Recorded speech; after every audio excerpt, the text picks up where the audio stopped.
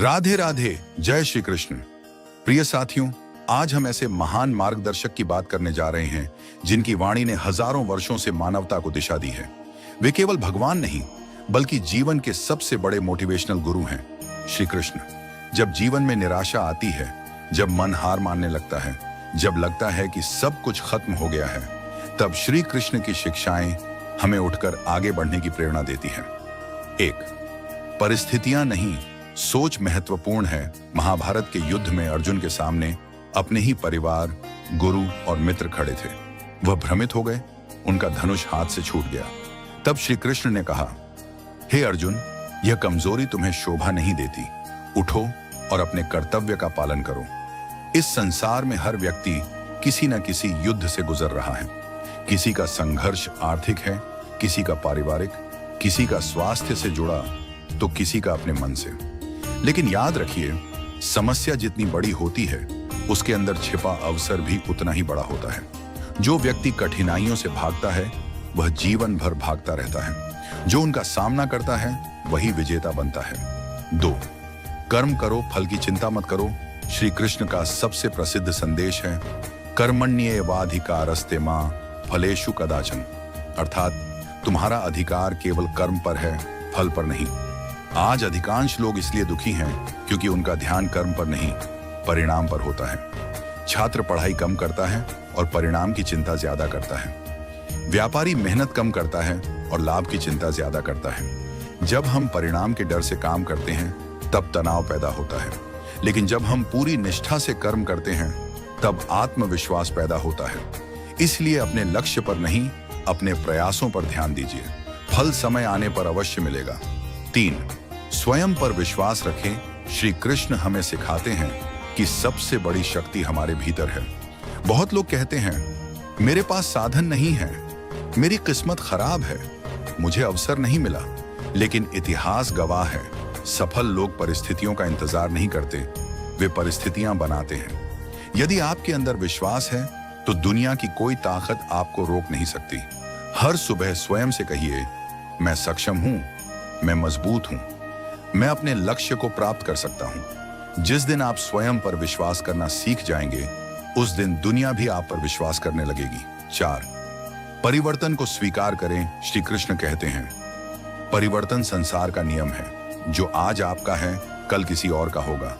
जो आज दुख है, वह कल सुख में बदल सकता है। जो आज असफलता है, वह कल सफलता की सीढ़ी बन सकती है।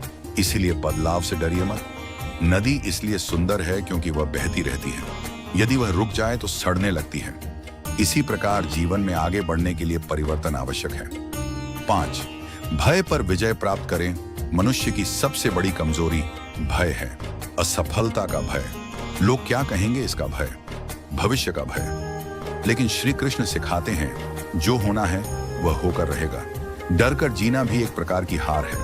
यदि आप गिरने के डर से चलना छोड़ देंगे, तो मंजिल तक कैसे पहुंचेंगे? याद रखिए, साहस का अर्थ डर का अभाव नहीं है।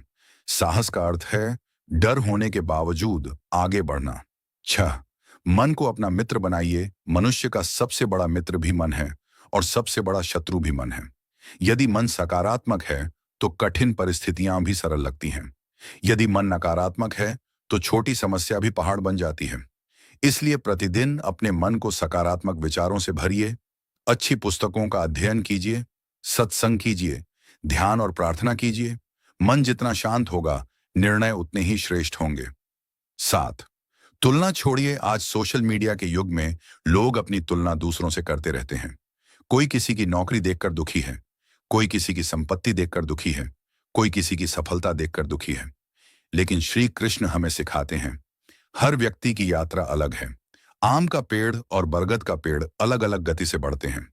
इसका मतलब यह नहीं कि कोई छोटा है और कोई बड़ा। आपकी तुलना केवल कल वाले स्वयं से होनी चाहिए। यदि आप प्रतिदिन थोड़ा बेहतर बन रहे हैं, तो आप सही दिशा में हैं। 8, असफलता सफलता की तैयारी है। महान व्यक्ति कभी असफलता से नहीं डरते। वे जानते हैं कि असफलता अंत नहीं, सीखने का अवसर है। जब बच्चा चलना सीखता है, तो अनेक बार गिरता है। यदि वह गिरने के बाद उठना छोड़ दे, तो कभी चल नहीं पाएगा। इसी प्रकार जीवन में भी हर असफलता हमें कुछ नया सिखाती है। इसलिए असफलता से घबराइए मत, उसे गुरु बनाइए। 9, अपने कर्तव्य को पहचानिए। श्री कृष्ण ने अर्जुन को युद्ध इसलिए नहीं कराया कि उन्हें युद्ध पसंद था। उन्होंने अर्जुन को उसका कर्तव्य याद दिलाया। जीवन में हर व्यक्ति का एक उद्देश्य है। छात्र का कर्तव्य अध्ययन करना है, शिक्षक का कर्तव्य शिक्षा देना है, माता पिता का कर्तव्य बच्चों का मार्गदर्शन करना है। जब हम अपने कर्तव्य को ईमानदारी से निभाते हैं तभी जीवन सार्थक बनता है। 10, सकारात्मक कर्मों की शक्ति। जो व्यक्ति दूसरों की सहायता करता है वह वास्तव में स्वयं की सहायता करता है। दया, प्रेम, सेवा और सदाचार ये जीवन की सबसे बड़ी पूंजी है। धन कभी भी समाप्त हो सकता है, लेकिन अच्छे कर्मों का प्रभाव जीवन भर रहता है। इसलिए जहां भी अवसर मिले किसी की मदद कीजिए, किसी को प्रोत्साहित कीजिए, किसी के चेहरे पर मुस्कान लाइए। समापन प्रिय साथियों, यदि आज की इस चर्चा से केवल 5 बातें याद रखें तो याद रखिए, परिस्थितियों से मत डरिए, कर्म पर ध्यान दीजिए, स्वयं पर विश्वास रखिए, परिवर्तन को स्वीकार कीजिए, कभी हार मत मानिए। श्री कृष्ण का संदेश आज भी उतना ही प्रासंगिक है जितना हजारों वर्ष पहले था। जब भी जीवन में निराशा आए, अपने मन में यह वाक्य दोहराइए, मैं योद्धा हूं, मैं हार नहीं मानूंगा, मैं कर्म करूंगा, फल भगवान पर छोड़ दूंगा, मैं अपने जीवन को महान बनाऊंगा।